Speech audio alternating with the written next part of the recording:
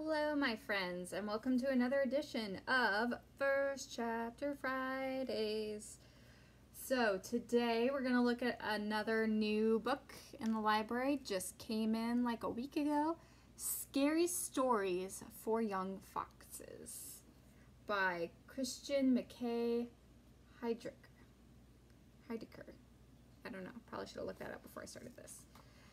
So, this is going to be in the horror or scary section of the library. It's a relatively new book, copyright 2019. And just like with all the other First Chapter Fridays, we are going to read the first chapter. And then if you are interested, you can either check it out when we come back to school, or you could check it out from the local library. The haunted season had arrived in Antler Wood. The sky grayed, the leaves blushed red, and mist coiled through the trees like something alive. Even the pumpkins began to rot and show their true faces. On these chilled autumn nights, it was best for fox kits to remain near their den at the edge of the wood. There, they could feast on apples that tumbled from high branches. They could hunt for smoky acorns and crunch stick bugs and juicy mice. When the dusk turned to starlight, the kits could return to their den, tuck under their mother's fur, and be soothed by her heartbeat. "Tell us a story," the alpha kit said one misty night. "Make it scary," the fourth said, yipping and hopping. "Yeah," said the third, snarling. "So scary our eyes fall out of our heads." "Please stop biting my face, children," their mother said. The kits behaved themselves while she smoothed out a bed for the night. "Let's see," she said. "How about Rattlebones?" "Mom," the beta said, rolling her eyes. "You told us that story when we were 2 weeks," said the alpha. "It's boring," said the fourth. Very well. Their mom had begun ripping out the roots that stuck through the den walls. "How about Willoughby Wallaby and the Floating Paul?" "Seriously," said the fifth kit. "That story wouldn't raise the hackles on a field mouse," said the fourth. "It's kit stuff," said the third. "Well," their mom said, those are the stories that I know." 7 little foxes sighed. "Sorry to be such a disappointment," their mom said, lying down. She paused and looked at the kits with all seriousness. "But you must promise that no matter what you do tonight, you will not go to Bog Cavern." The kits' ears perked. "What's Bog Cavern?" the alpha asked. "That's where the old storyteller lives," their mom said. "If you go there, you'll hear a story so frightening it will put white on your tail." The kits stared at their thin, dusty brown tails with wide eyes. "Wait a second," the fourth said, looking at the fluffy white on the end of his mom's tail. "You heard the story?" "Only part," she said, "and I wouldn't repeat what I heard for 1,000 mice." The kits gave one another meaningful looks. They didn't want some toothless story like Willoughby Wallaby, which would be forgotten with a shiver and some milk and a lick on the cheek. They wanted a story so scary that it would prove their bravery and change them forever. All except the little one, that was. She preferred the sound of her mom's heartbeat.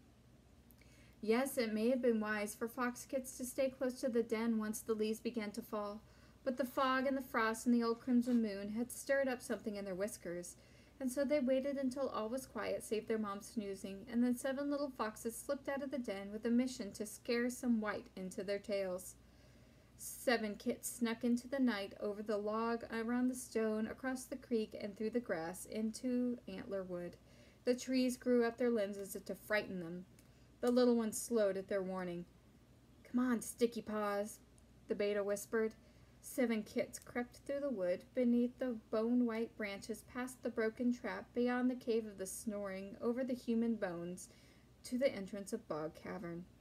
Roots dripped over its mouth. Fog oozed from its throat. The kits squinted into the darkness, but saw nothing but a pile of bones and skin. "Is the storyteller dead?" the fifth kit whispered. The fourth kit sniffed. "Doesn't smell dead." "Someone go nose it awake," the third said. "Well, don't look at me," said the beta. "I like my nose." "Shh," said the alpha. The bones stirred, then jerked up so abruptly that every one of the kit's paws left the ground. The little one scurried behind her beta sister. The bones sat themselves upright, forming a sort of fox silhouette. Eyes flashed green in the darkness. "Well, what do we have here?" the storyteller said with a voice like spilling dust. Grovelers."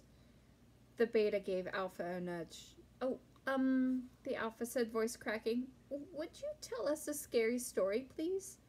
The storyteller sniffed again. Too young. Come back when you've lost your milk teeth. The fox kits clamped their muzzles shut. The little one hoped this was enough to get her siblings to scurry home, but no one budged. The Alpha cleared his throat and delivered a speech he'd prepared. We're, smart enough to know that stories are as harmless as the wind through the leaves. They cannot pluck our whiskers or break our bones or, strip our skins. A silence grew behind the roots, so complete that it seemed it could suck the kids into darkness. Sure of that, are you? The storyteller asked. 7 little foxes tried not to shiver. 2 of them succeeded. All scary stories have 2 sides, the storyteller said, like the bright and dark of the moon. If you are brave enough to listen and wise enough to stay till the end, the stories can shine a light on the good in the world. They can guide your muzzles. They can help you survive. A cloud slid off the moon and shadows reared up around the cavern. The antler wood seemed darker now that there was light. But, the storyteller said, if you don't listen closely, if you turn tail from the horror and don't stay until the end, then the darkness of the story can swallow all hope. It can frighten you so deeply that you'll never want to leave your den again. You'll waste away the days with your mother, forever smelling like her milk. The wind pawed at the leaves. The moon shined on the gray fur of the storyteller's face. So, do you still want to hear a scary story? 7 little foxes gulped. Only the Alpha nodded. Come closer then, the storyteller said, and we'll see which of you makes it to the end. The Alpha marched forward. The 3rd hesitated a moment, then followed. Then came the Beta, the 4th, the 5th, and the 6th, trembling. The littlest fox gazed back through antler wood, over the bones, beyond the cave, past the trap, beneath the branches, through the grass, across the creek, around the stone, over the log, towards home. She breathed deep and padded close to the cavern with her siblings. 7 little foxes sat and listened. Our story begins, the storyteller said, in the Eevee Wood. All right, that was the first chapter of Scary Stories for Young Foxes. If you liked what you heard and want to hear the rest of it, you can check it out at our library or at your public library. Thanks, guys.